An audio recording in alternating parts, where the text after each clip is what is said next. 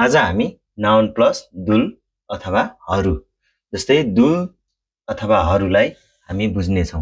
जस्तै वाक्यमा नामपदसँग जोडिएर दुई वा दुई भन्दा बढी संख्यालाई दुल अथवा हरू भनेर बुझाउँछ। जस्तै नेपाली भाषामा पनि नामपदको पछाडि जोडिएर बहुवचन बनाए जस्तै कोरिया भाषामा पनि वाक्यको नामपदमा दुल जोडेर बहुवचन बनाइएको हुन्छ। त्यस्तै हामी उदाहरणमा हेर्न सक्छौँ। सिंहदुरी मानी इस्सयो साथीहरू धेरै छन्। त्यस्तै हाक्सिङदुरी साउगो इस्सयो विद्यार्थीहरू झगडा गरिरहेका छन्।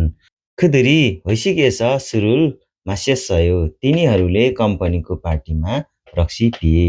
जस्तै यहाँ चाहिँ दुलले महत्त्वपूर्ण भूमिका खेलेको हुन्छ। जस्तै छिङ्गु दुरी नामपदको पछाडि दुल जोडेर साथीहरू। जस्तै यहाँ संरचनामा हामी थोरै हेर्नेछौँ।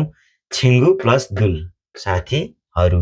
जस्तै साथीहरू दुल पछाडि दुल नामपदको पछाडि दुल थपिएर हरू भयो साथीहरू।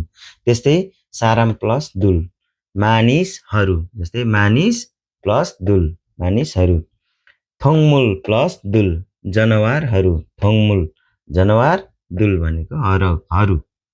त्यस्तै सो प्लस दुल गाईहरू